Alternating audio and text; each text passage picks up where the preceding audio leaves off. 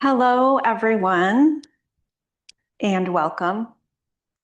We're glad you're here. I'm Molly Spencer, and I'm happy to be in conversation with Kara today about her moving memoir, Persevered. Just a little about me before we get started. I started my career in the field of public policy, and for the last 8 years have been on the faculty at the Ford School as a writing instructor. I'm also a poet, and I have, like Kara, written at the intersection of motherhood and serious illness. I know many of you already know Kara and are familiar with her work, but for those of you who aren't, let me introduce her. Dr. Kara Zivin is a health services and policy researcher whose work brings together data and personal narrative to increase public awareness of mental health conditions and to shape policy. She holds the Marcia A. Wallenstein Collegiate Professorship in Psychiatry here at the University of Michigan, where she is also a professor of obstetrics and gynecology and professor of health management and policy. She serves as a research career scientist at the Department of Veterans Affairs and as a senior health researcher at Mathematica. It's a lot of jobs. Persevered, a maternal mental health memoir, is her account of a mental health crisis during pregnancy and postpartum, and of transforming that experience into research and understanding. It is a hybrid memoir, personal narrative alongside medical records, data, and literature. By placing these sources in conversation, the book both reconstructs experience and interrogates how we understand, document, and remember illness, using the form itself to address the limits of memory. Please welcome memoirist Dr. Kara Zivin.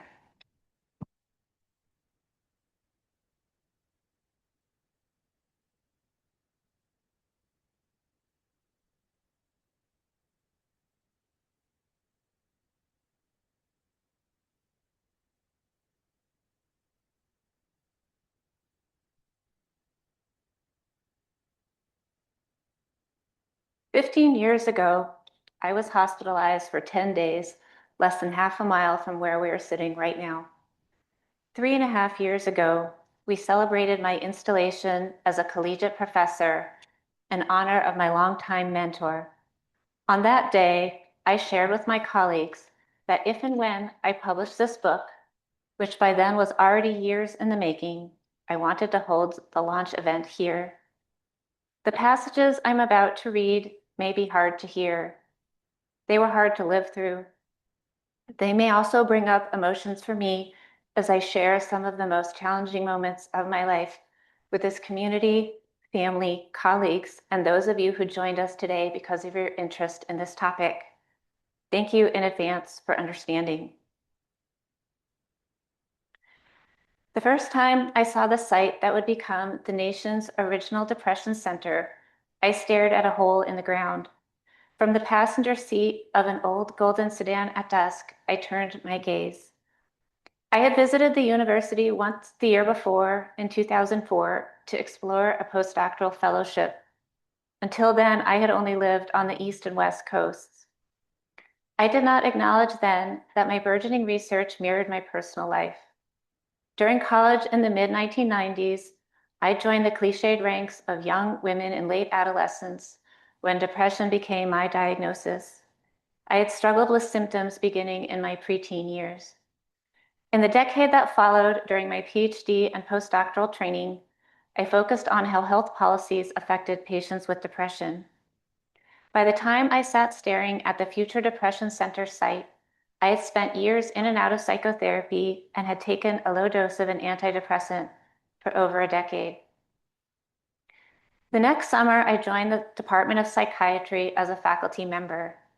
A few years later, I became pregnant. Similar to other women considering pregnancy, I wanted to ensure the best possible outcome for my future baby. I wondered how my pre-existing depression diagnosis and antidepressant use could affect my baby's development in utero and after delivery. A few years earlier, I read a 2006 paper published in a leading medical journal that examined the health risks for women who stopped taking antidepressants surrounding conception. They found that 68% of women who discontinued treatment relapsed during pregnancy, compared to 26% of those who maintained treatment.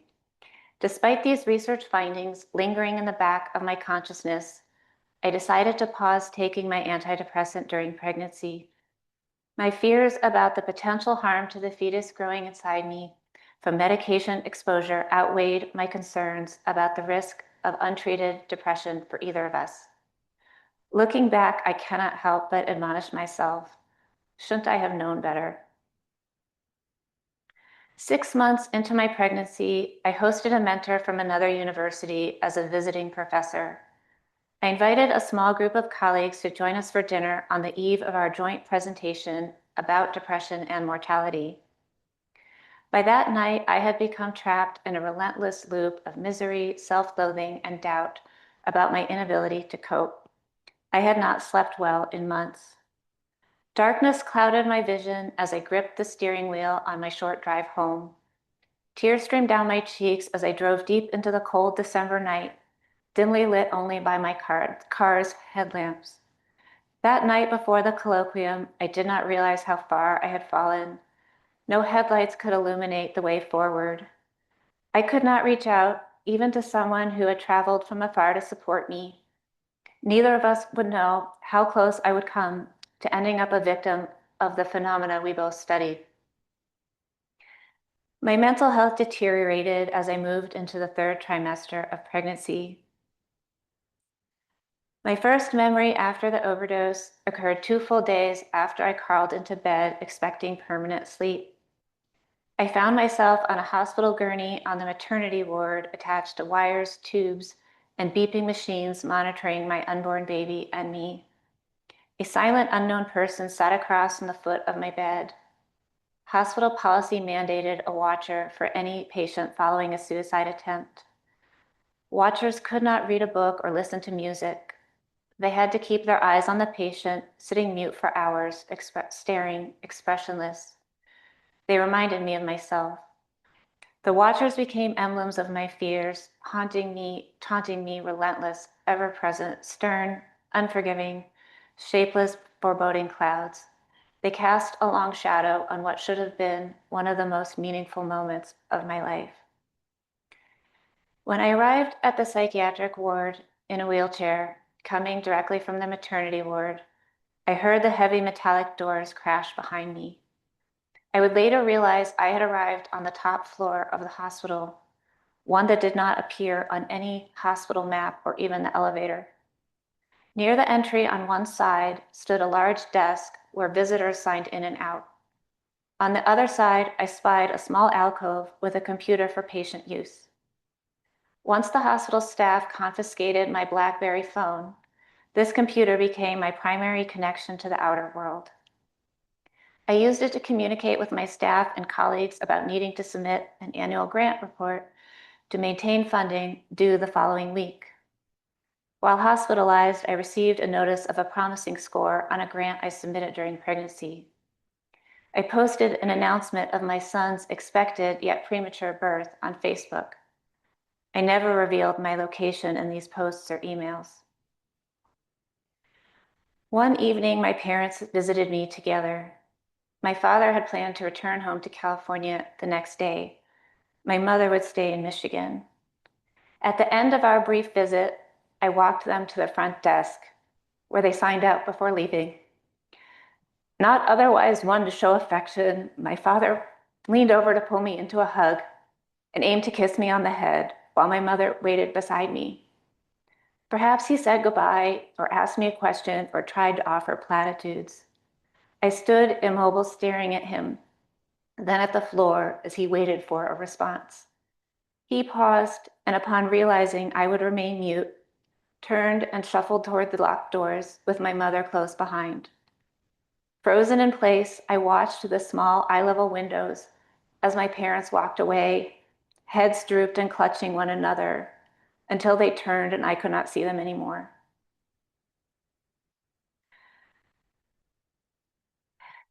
The day after my son's discharge from the neonatal intensive care unit, I sat at the end of the hallway by the doors that locked me inside.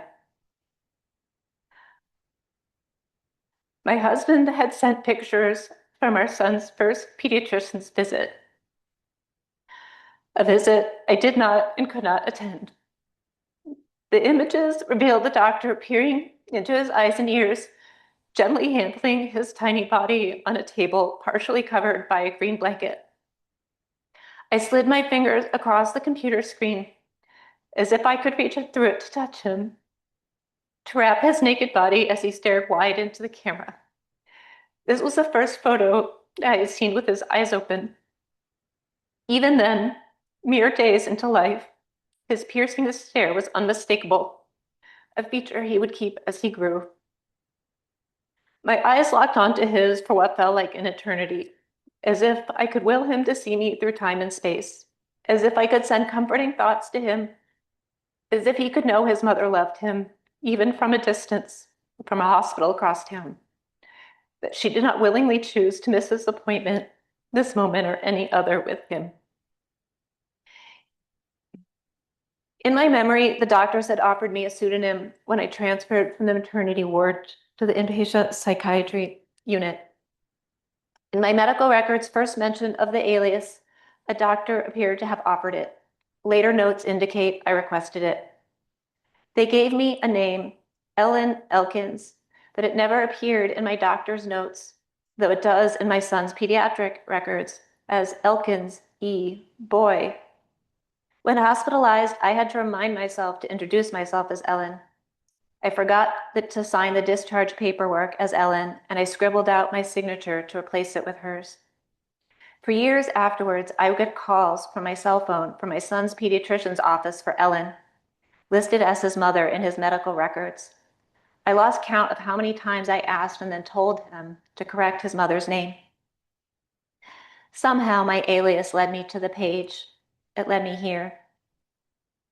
When my mental health did not improve after my discharge, my outpatient team recommended electroconvulsive therapy, or ECT, and I went to a consultation with my father, who had returned from California. As my father and I sat across from the doctor's desk, I stared at the row of large family photos lined up on the ledge behind him. The conversation swirled around me while my mind wandered.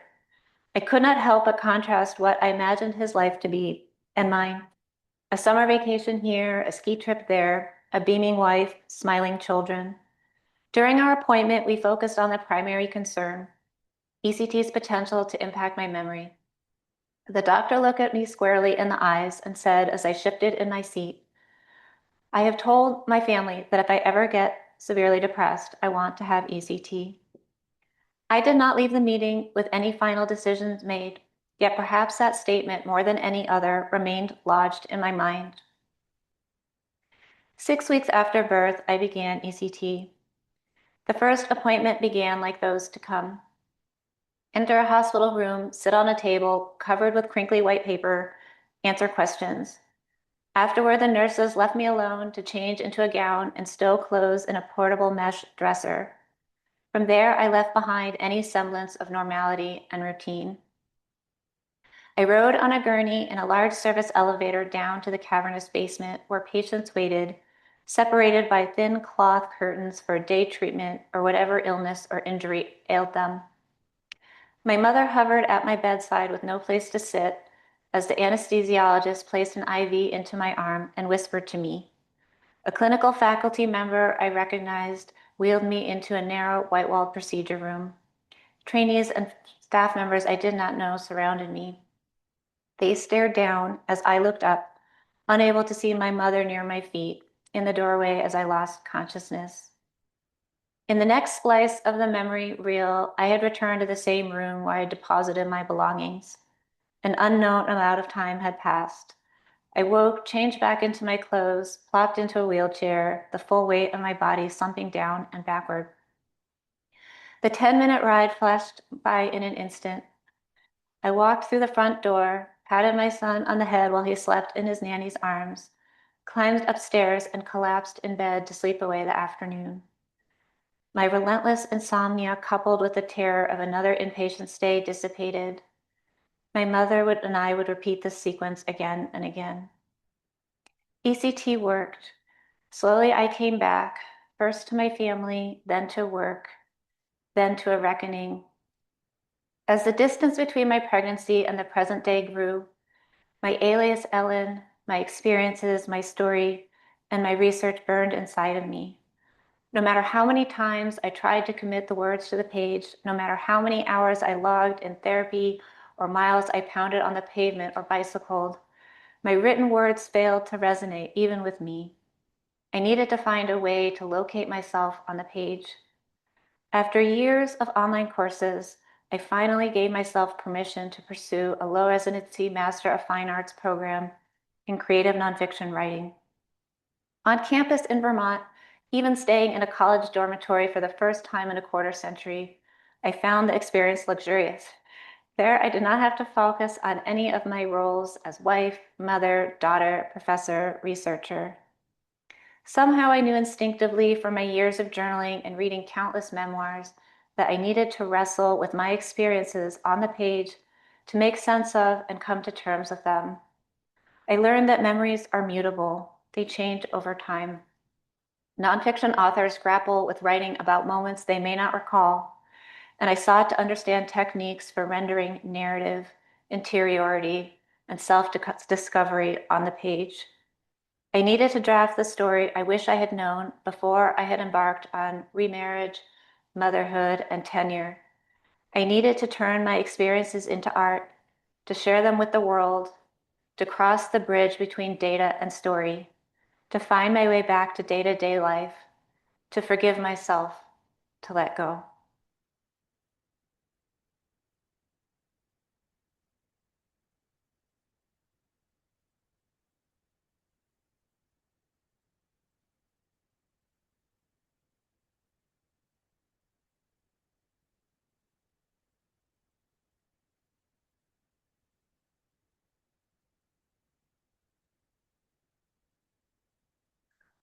Thank you, Kara, for that beautiful reading. Let's all give Kara another round of applause.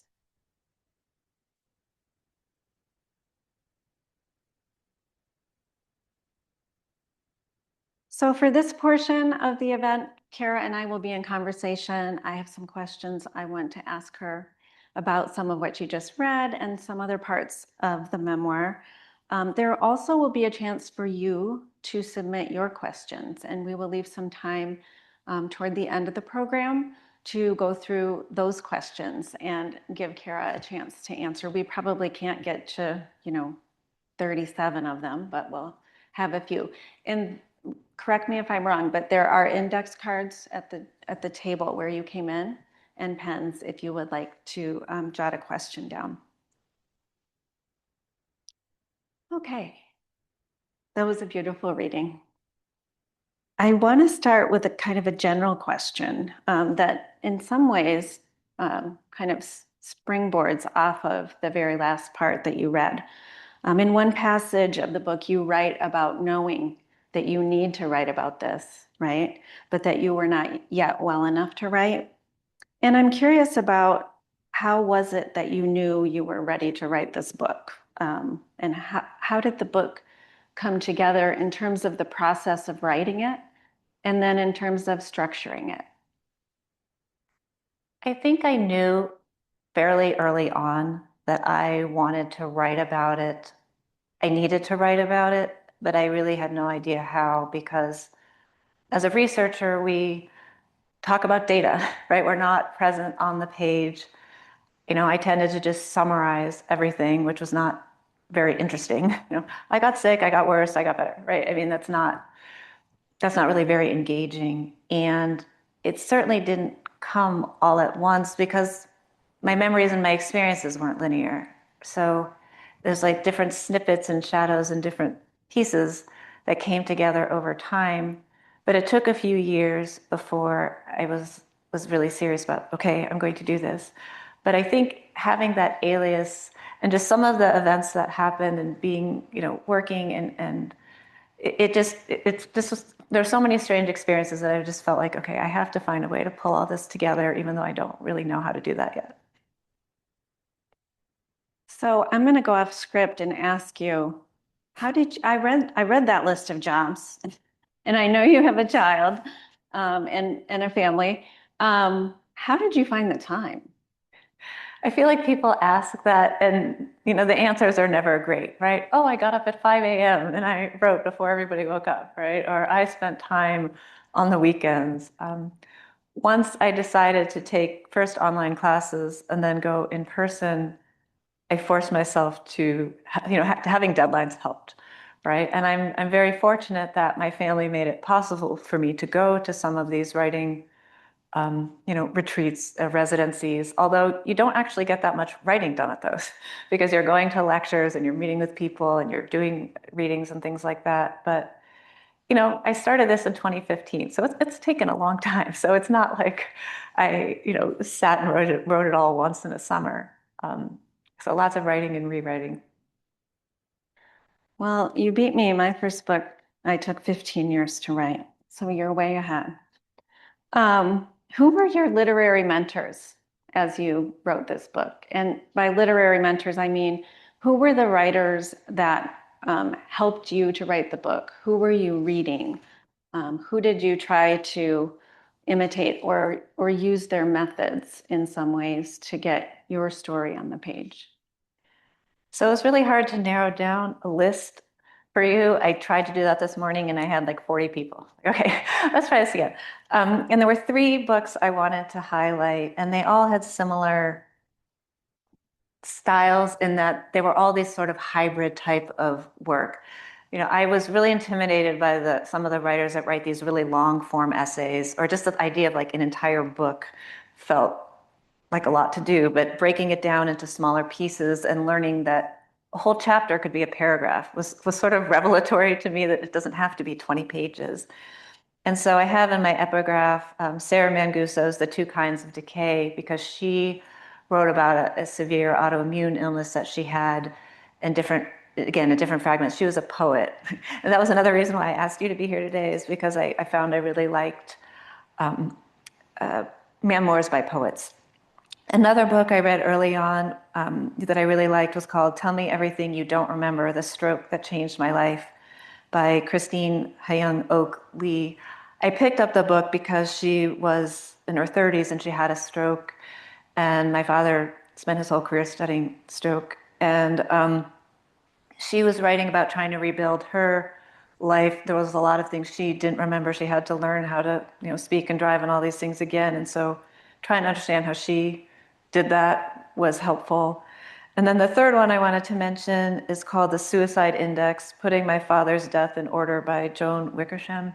And part of what I liked about that book was she had the structure of an index. And so, she had all these bits and pieces of information she was trying to make sense of. And she literally put them in basically an alphabetical order and treated it like an index, which, as you and I have talked about, is called a hybrid form, like using another type of form for a narrative. And actually, this book, when it was my graduate thesis for my MFA program, I had it structured that way, alphabetically, and it didn't land as well with people. It was sort of like a nice literary approach, but then people got confused when reading it of this happened, but this is out of order. And I really resisted for a long time writing this as a linear narrative, because I just felt like watching someone sort of descend and get worse and worse and worse and then get better felt kind of boring and cliche, but then it seemed to work better because people could follow along better. So that was how I came to this. It's definitely not boring. I know the process of finding a publisher is very different in the scientific world than it is in contemporary literature, people writing poems and essays and novels today. Can you talk about those differences and how you kind of navigated that after being so successful in publishing in the scientific world?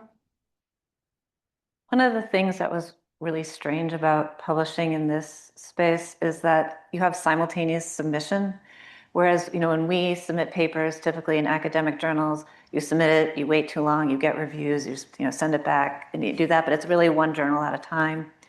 Whereas in this space, you could send it to 30 places all at once, hoping that one of them would get back to you and then, retract your other ones. But I got to that later. I tried to take the guidance of what other mentors had suggested to me, because there's even differences in types of publishers. So small presses and university presses, like the one that I was fortunate to end up with, Ohio University Press, they publish 25 to 50 books a year.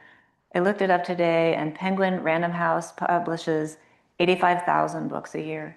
So it's just like it's a different world. And I kind of thought I would always end up at a university press because I've been around universities my entire life.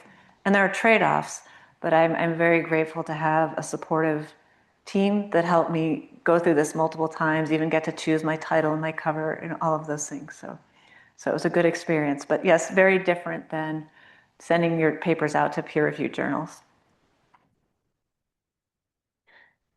Yeah, my brother is a biochemist, and I explained how we publish in the poetry world, and he was like, "That's ridiculous."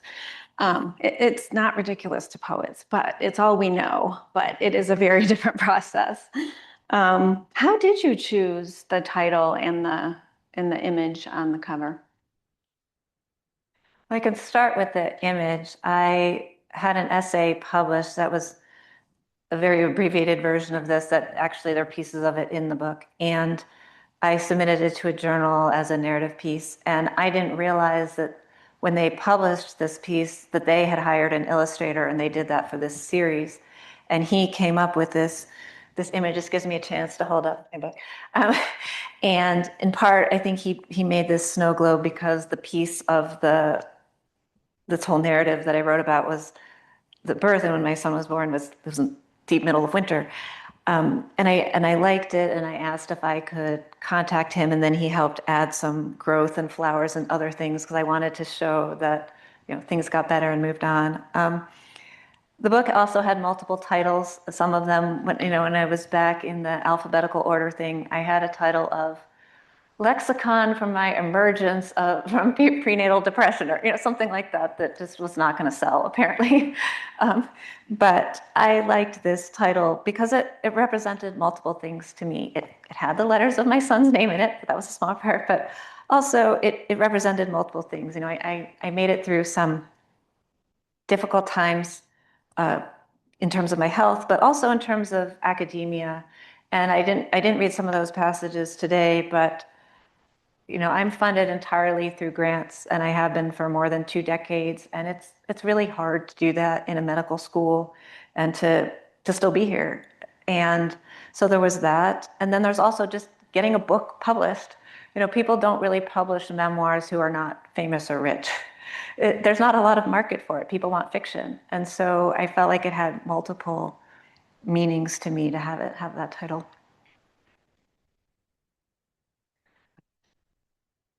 One of the things that has stayed with me from the book is that you made kind of a very intentional decision about stopping your antidepressant during your pregnancy. And you had consulted the research, of course. Even poets sometimes consult the research. I did the same when I was pregnant and faced a similar decision. But you made that decision knowing that the data tells us that outcomes are better in some ways for women who stay on those antidepressants. And I thought about that because I had made a similar decision with a different set of medications and different set of medical issues. And, my doctors too were saying, this is completely safe for you to continue, and you should continue. And I should have, by the way. But there's all this chatter out there, right? About all the things to do and not do, or maybe do but never do when you are pregnant for the health of your baby. And it's kind of a testament to the power of that chatter, that, a scientific researcher would make a decision that departed from the findings that you consulted. And this is a question I ask a lot of women, like how did you navigate that kind of the motherhood myth or that sacred narrative um, of the mother who sacrifices everything, perhaps maybe even our own well-being for our children? And how do you live with that narrative today? I don't think I handled that balance very well, which is part of how I got myself here because I spent a lot of time worrying about the shoulds, right? And which is always a problem if you say should about anything, right? I should do this, I should do that, I should not do that. And it wasn't just about medication, it's about everything in terms of trying to navigate motherhood, work, marriage, all of the above. And I think I think I grew up with my mother's generation where they were just having opportunities to have careers and families, and different people made different choices. But somehow I felt like that translated from you can do everything to you have to do everything. And and how do you do that? And I feel like I've never been able to answer that because you always feel like you're not doing one or another thing well. And I think when I was pregnant, because I had no experience with children or babies in particular. It just that I just didn't, and I worried so much about what I thought I was supposed to do. Everything from which kind of car seat do you buy, or all of these things that if you don't do that, it will be problematic forever and it'll have long lifetime consequences. And yet that doesn't help. And I think I don't know the right answer, and I think it's something everybody has to decide for themselves. And I think I lost track of that when I wasn't feeling well. I was so consumed with what I thought everybody else would think or want that I lost track of, okay, what feels right to me? Because I think, and just, everyone sitting here, I think that we all have preconceived ideas of like what motherhood is or what having a baby is. Everyone has an opinion. So trying to just navigate that for yourself, I think. Yeah, everyone does have an opinion, as you raise a child too, right? Um, Opinions from all sources. And now I wonder now if it's even worse than my kids are in their mid and early 20s.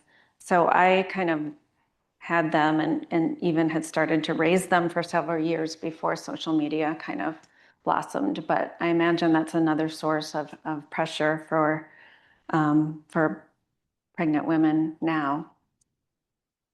Um, Going back to the idea of balancing all those roles and being a scientist while going through this experience, I wonder if you ever felt like you kind of knew too much for your own good about this topic. I know my sister-in-law is a physician, and she says that every now and then. If something is going on with one of her parents or one of her kids, she's like, I just know too much about this.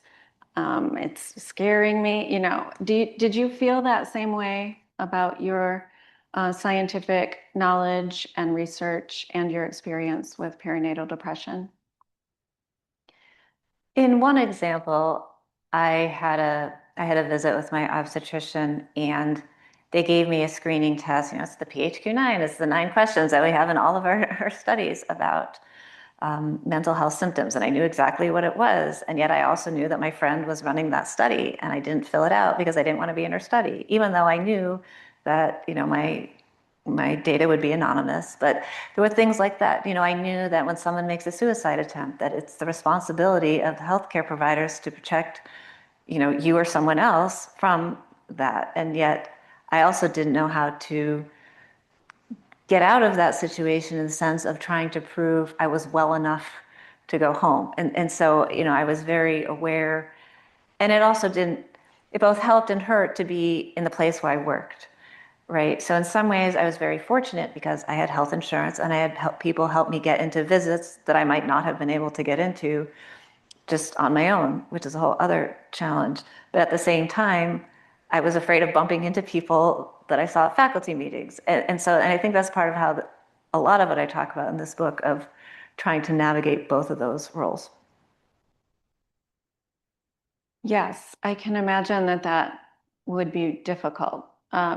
I wanted to ask, you said something about place. And in one of the excerpts that you read about, going to the psychiatric ward, and realizing that you were in a room that wasn't listed on the hospital map, and that wasn't, there was no stop on the elevator for that ward. And that has stayed with me since reading your book, because it's both kind of I mean, we know, of course, in our rational brains that that place exists in the material world, but there's some kind of cloaking that someone made the decision to, keep it off the map, keep it out of the elevator. And how do you kind of think about that fact as you look back on that time? Well, and it's still that way because I was actually at the hospital recently. And to be clear, there is a stop on the elevator that's just not marked. But I wondered about that because maybe there are other medical specialties that are also missing from the hospital map, and I don't know what they are. I think child psychiatry probably as well. But, we don't hide dermatology or cardiology or oncology or, pick urology. But, and so what does that mean? Is that about stigma? Is that about safety? Is that about how we view this type of healthcare versus that? And I feel like I've spent my entire career trying to understand why we separate our brain from the rest of our bodies and what does that mean. And so I think it's interesting. And I'm sure someone in the room here or someone at the university can give an explanation of why that is the way it is. But I do think it says how we value and look at mental health care in particular. As something to be kind of hidden away.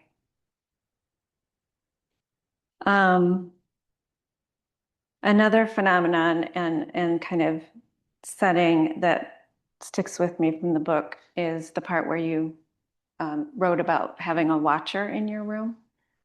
And I think partly because of my own experiences with illness and serious injury, I do remember feeling, and I still to an extent feel occasionally, that I was being observed. Like my parents were watching, my brothers, my good friends, the doctors, of course, but mostly with my family. They would have a conversation about me while I was like sitting right there. And I would say, I'm right here. I think she's getting better. I don't know. I saw, Um, so that phenomenon of being watched as a person who is ill is really interesting to me. And I also think that, we talk about as writers and artists, and probably different types of people also talk about the male gaze and being watched as a woman, existing in a woman's body, being observed as a mother is, are we living up to the motherhood myth and the ideal? Um, and in some ways, you are a watcher in your position as a scientific researcher, right? So I'm really interested in how you were able to kind of step outside of yourself at many parts of the story and kind of observe yourself, and also how you have navigated just being watched in the world by virtue of your work and your illness and motherhood. There are a lot of parts to that question. Yeah, sorry, that was like a really long question. So I'll try to answer.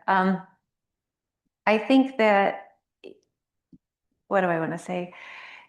There was being potentially observed there that was quite literal. I have in my medical records, they count how many meals I ate. And it was almost like you did better if you ate more meals, because then it's like an observable thing that someone could check off a list and say, okay, you did that. I think part of the writing is learning how to observe yourself, in that it's reflecting on your experiences on the page. So when I first tried to write this, I tried to write it in present tense to make it feel immediate. But my mentors quickly said, don't do that, because you're not giving yourself a chance to reflect in the writing. And so in some ways, I'm having this sort of dual conversation that we talk about in the writing space of the voice of innocence and the voice of experience. So the voice of innocence is like, okay, this event is happening to you in real time, sort of like the movie script version of it. But the experience is saying, okay, how do I feel about this looking back 10 or 15 years later? And what do I see now? Or what do I interpret that other people have seen? And so that was one way I think about it. But I also think about the part where right, like you said, like I didn't, when I was struggling with some of my memory loss, I would go to places and then I would see someone and they would say hello to me, and I knew I was supposed to know who they were or have the context. I mean, I had worked here for 5 years by the time this happened, and I would be embarrassed that I didn't, or my family didn't want me to drive for a while, and that was hard.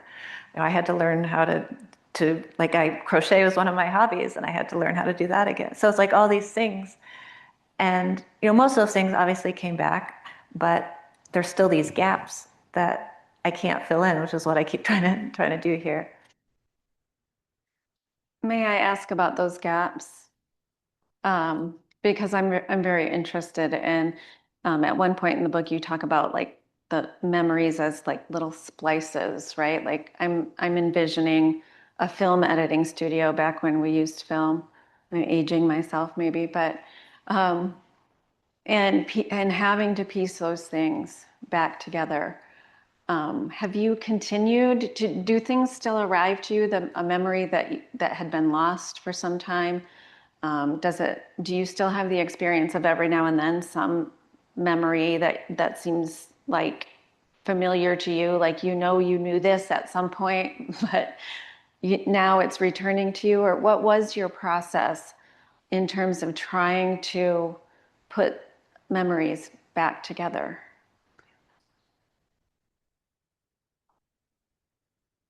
In some ways, that was how I ended up doing this hybrid form of trying to get all of this different source material together. And, I had hundreds of pages of medical records, and it was before AI, where I could have just, shoved them all through and have it spit out what it said. So I was sifting through all of these documents that some of them weren't even in any order, trying to come up with things. And even today, if I looked at them again, no matter how many times I've looked at them, I keep finding new aspects there of this person's name, or they wrote this way, or, that type of thing. But I don't feel like I've ever had a memory that was lost that came back. I think they were just that segment of time surrounding that period. It's just gone.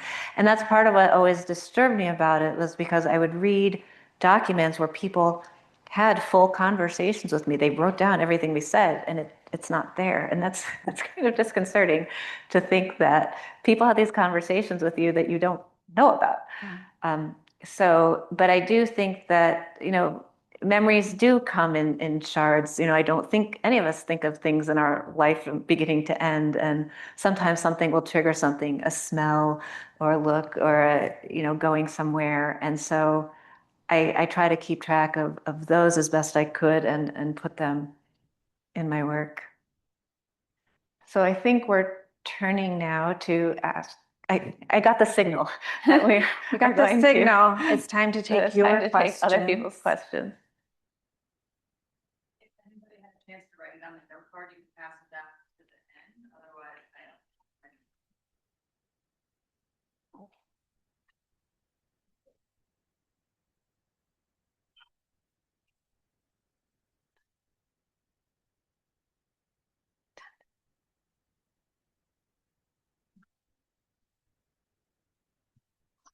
I see some more people writing, so.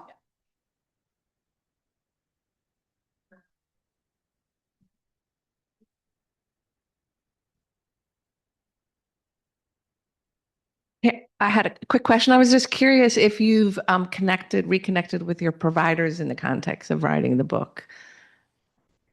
I'm glad you asked that. That was one of the things I meant to say.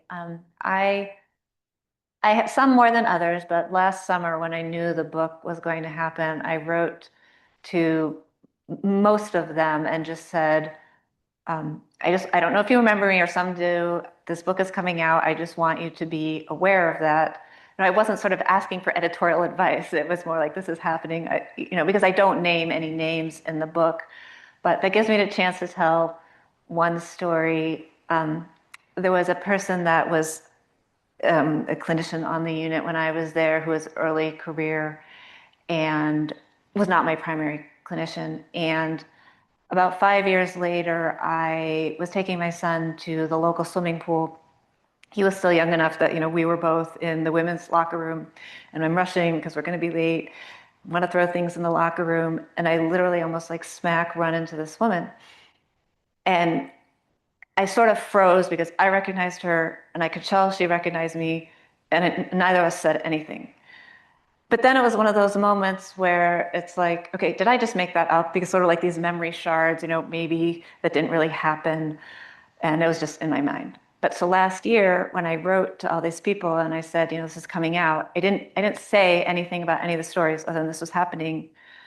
And she wrote back and she said, yes, I remember you. And didn't I see you at the pool?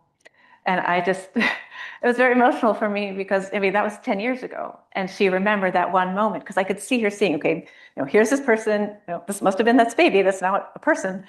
And in some ways, I hoped that made her feel good when I saw her that time that I was okay, right? I had made it through, because I bet a lot of clinicians don't necessarily know what happens to their patients when they go out in the world and don't see them again. So things like that, people have been very supportive of me talking about this. So thanks.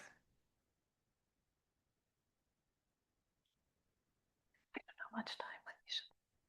Here's a question from an audience member. How has your experience informed your approach to research and your hopes for patient care? So for research, it's been interesting. I think I completely annoy the people I work with now because I go through and I fix passive voice and verbs of being. Grammar bothers me more now than it used to. I was not an English major. And, in research, I feel like we don't locate ourselves on the page. And in part, that's to be scientific, I think. So we are, we choose methods, we choose data sources, we choose analysis plans. But other than the fact that someone has written about a certain topic, you don't know a lot about them.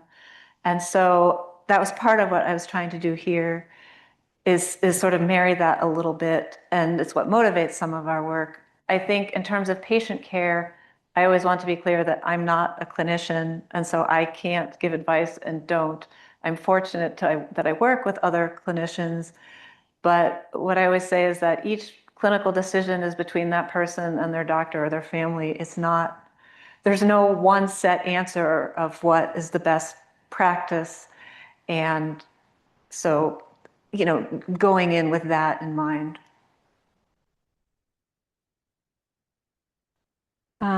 Here's another audience question. Being able to access our medical records so easily is relatively new. How do you think that accessing your records might have impacted your experience of your illness looking back on it? I could talk about that for an hour. I feel like, one. Well, you only have. I have 5 minutes. Okay. I guess there's two cases of that. One, it bothered me that, I felt like there was not exactly a ruse, because I don't think it was intentional, that I had this pseudonym where I thought I was protecting myself, and that never appears in any of my records. And so that made me feel, and in one case in my records, it had my job listed differently. It had me as a research assistant, even though I was a tenure track professor. And that bothered me at the time, still kind of does. But then the other thing I would say about that is, and I think I'm losing my train of thought, about the medical record. The obstetrics records were missing, most of them, which it was just odd. We all know we switched over to Epic at some point, and medical records got lost and changed and whatnot. But all my other records were there. And part of that really bothers me because I don't know who delivered my baby. And because I knew it was my regular obstetrician was not there. And other people could tell me, I have no conscious memory. Was it a man? Was it a woman? Who was it? Where was it? And that's another one of those things that really bothered me. Because think about that if that was your situation. Yeah. And so in some ways, I think the records were very illuminating. Some had gaps.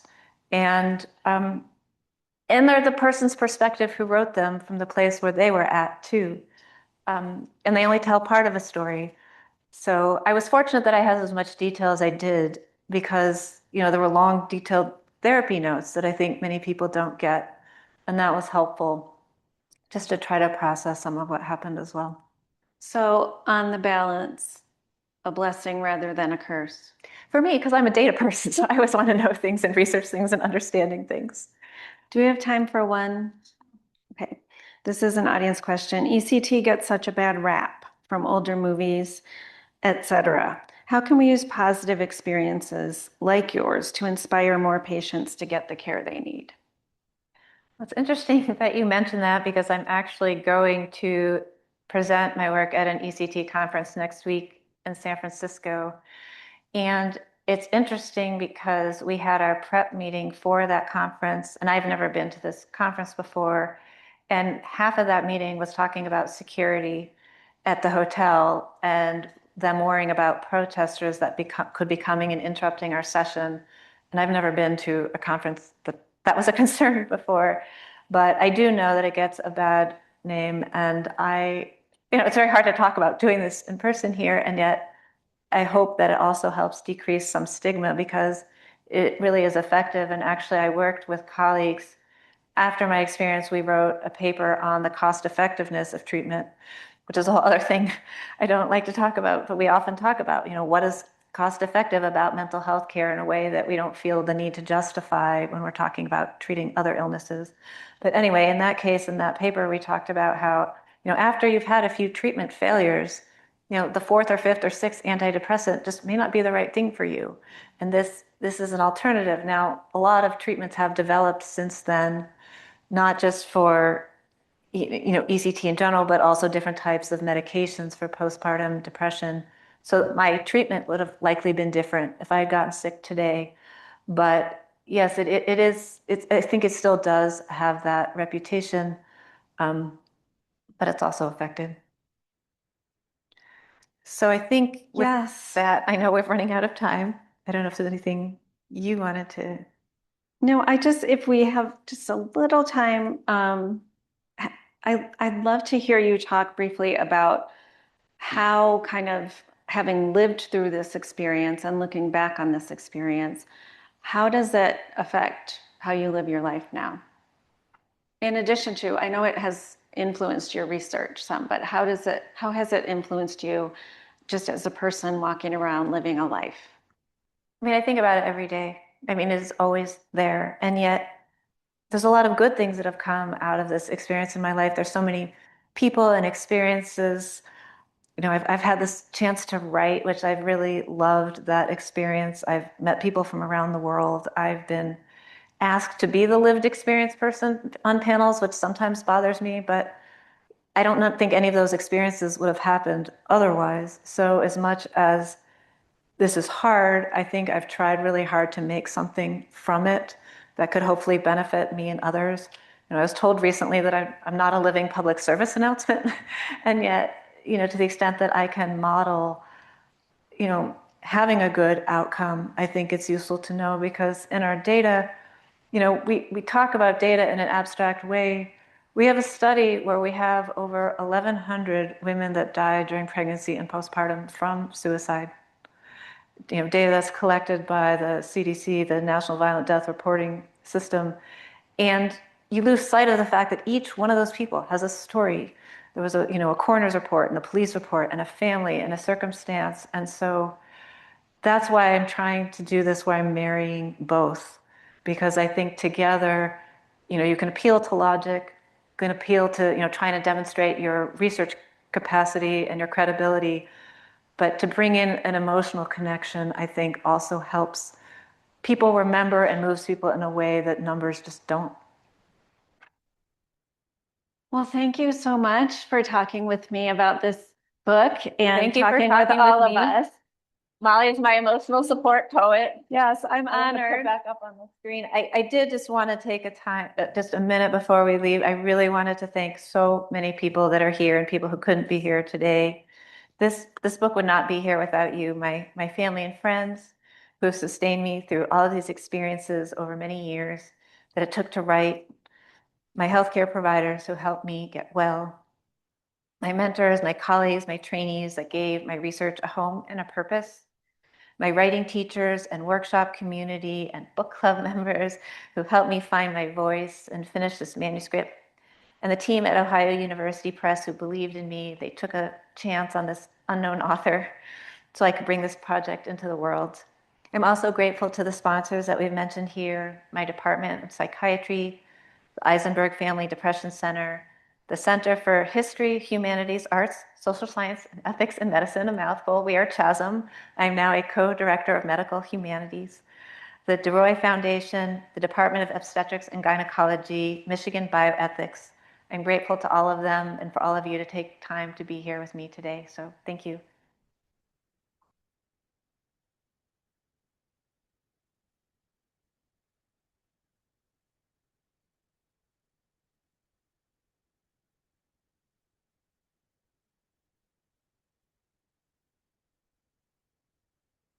You may have noticed on the way in that there's going to be a little reception out in the vestibule of the building. You're welcome to join.